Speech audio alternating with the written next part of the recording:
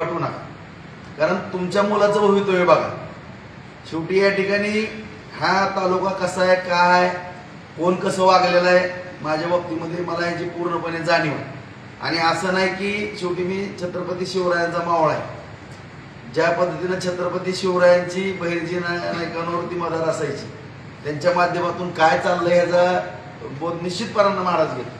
आणि त्यांचा मावळा म्हणल्यानंतर मी घेतलेला आहे. कुणी काय केलंय, कुणी काय नाही केलं ह्याच्या बाबतीमध्ये मला सगळी माहिती आहे. परंतु जे काही इथं विघ्न संतोष आहेत की जे माझ्याबद्दल ज्यांना जलंत आहे, जलसी असतील, त्यांनी पण विचार करावा की तुम्हाला पण निवडणुका किंवा तुम्हाला पण काही ठिकाणी तुम्हाला पुढे यायचंय किंवा येण्याचा प्रयत्न तुम्ही करणार आहेत, त्यावेळेस राजा राऊताची निश्चितपणानं आठवण तुम्हाला निश्चितपणानं आल्याशिवाय राहणार नाही. एवढं मात्र इशारा या पत्रकार परिषदेच्या माध्यमातून देतो.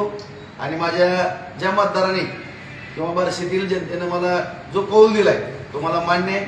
फक्त एवढंच वाईट वाटतंय की जो स्पीड एक लोकप्रतिनिधी म्हणून एक आमदार म्हणून काम करण्याचा जो उत्साह असतो, शेवटी माझे आमदार असल्यानंतर मर्यादेत जी मी स्वप्न पाहिली होती या तालुक्यामध्ये पाण्याच्या बाबतीमध्ये येणाऱ्या 1 वर्षामध्ये 50,000 एकर बागायचं किंवा 6 वर्षामध्ये 1,00,000 एकर बागायच्या बाबतीमध्ये किंवा संतनात कारखाना, आता ह्यांनी पण ज्यांना आता लोकप्रतिनिधित्व मिळालेलं आहे त्यांनी पण त्यामध्ये थोडा पुढाकार संतनात चालू करण्याच्या बाबतीमध्ये घ्यावा. काय सहकार्य लागेल ते मी करेन.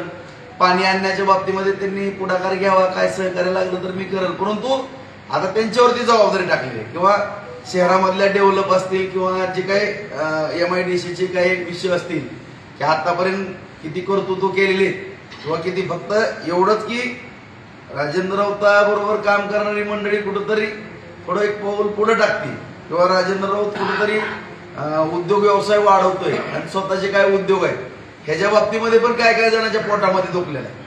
मी एवढंच या निमित्तानं चॅलेंज देतो की ज्यांच्या पोटात दुखलेला आहे, कारण माझा स्वभाव हा अत्यंत इरसालबाज कार्यकर्ता म्हणून स्वभाव आहे. मी जळणारानो जळत जाऊ नका की जे काय तुम्ही माझ्यावरती सूड उगवण्याचा प्रयत्न केलेला आहे की राजभाऊ राऊत मोठाच होतो, राजभाऊ राऊताचे उद्योग आहेत, रोजगार आहेत, परंतु निश्चितपणानं आज एवढं मोठं बोलायचं नसतंय, परंतु नाईलाज शेवटी माझा स्वभाव किंवा माझा गुणधर्म की राऊत घराण्यातला मला काय गपची बसून देत नाही. ज्या राजेंद्र राऊताची प्रगती झाली म्हणून काय काय जणांच्या पोटात दुखलं आणि त्यांनी कारण नसताना या ठिकाणी माझं नुकसान नाही केलेलं, माझं काही नुकसान या ठिकाणी झालेलं नाही. स्वतःच तुम्हाला मी प्रामाणिकपणाने सांगतो, या तालुक्यातल्या गोरगरीब जनतेचं नुकसान करण्याचा प्रयत्न केला आहे. अरे मूर्खानो, तुम्ही मूर्खाच्या नंदनवनात राहताय. शेवटी राजेंद्र राऊत एक फार मोठा बिझनेसमॅन पण आहे. ज्या पद्धतीनं सामाजिक कार्यकर्ता आहे, शेतकऱ्याचा पोरगा त्या पद्धतीने एक बिझनेसमॅन पण आहे. फक्त राजेंद्र राऊत उद्या स्वतःच्या पालखीच्या हेलिकॉप्टर मधून बार्शीत ज्यावेळेस उतरण त्यावेळेस जास्त पोटात दुकानाचा एवढीच इच्छा करतो. ती इच्छा तुमची निश्चितपणानं पूर्ण केल्याशिवाय राजेभाऊ राऊत राहणार नाही. एवढा मात्र शब्द तुम्हाला माझ्या विरोधकाला नक्की या ठिकाणी देतो. हो, जसं पहिले गेल्या पंचवर्षीप्रमाणे यावर्षीही शहरातून लीड पाहिला तर कमीच आहे. नेमकं शहरात मायनस व्हायचं कारण काय आहे? कसं आहे की शेवटी मी कधी जातीवादीचं राजकारण केलं नाही, परंतु या ठिकाणी जे जातीवादीचं राजकारण केलं जातं ते दुर्दैवाचं.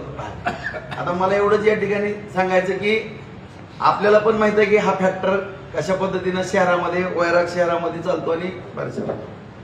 आता माझी अशी अडचण होती की ज्या वेळेस या शहरामध्ये असे कटू प्रसंग आले त्यावेळेस मध्यस्थी मी केली आणि दोन्ही समाजाचं वाईट मी झालो. आज जर आपण पाहिलं की काही ठिकाणी हे शहर आहेत हिंदुत्वाच्या मुद्द्यावरती, आता स्पष्टच बोलतो मी, हिंदुत्वाच्या मुद्द्यावरती काही प्रकार घडतात आणि त्या ठिकाणी हिंदूचं मतदान हिंदूकडे जातंय आणि मुस्लिमाचं मतदान म्हणत. परंतु मी काय करतो, हे शहर शांत ठेवण्याकरता सातत्याने प्रयत्न केले. एका बाजूने मुस्लिम समाज पण माझ्यावरती नाराज, एका बाजूने हिंदू समाज पण माझ्यावरती नाराज. आता कत्तलखान्याच्या बाबतीमध्ये मी सांगतो की इथल्या सौदागर कंपनीने माझ्या विरोधात क्लिअर कट मतदान टाकले. आता त्याच्यामध्ये कुठल्या गोरक्षकांनी पकडल्या मीच वाईट, कत्तल झाली तरी मीच वाईट. अशा खात्रीत माझा स्वभाव वेगळा आहे जरा. मी एक बार्शी शांतता प्रिय माणूस आहे. शहरामध्ये कधी दंगली गोंधळ होता कामा नये. वैराच्या बाबतीमध्ये ही वस्तुस्थिती आहे. आता ह्याच्या बाबतीमध्ये कुणाला बोध घ्यायचा घ्यावा न घ्यायचा, आता ग्रामीण भागामध्ये आपण पाहिलं जवळपास 35 गाव असे की मी पाया पडू मिटवला. आता उदाहरणार्थ देवगाव, दर निवडणुकीला एक मर्डर व्हायचा किंवा हाफ मर्डर व्हायचा.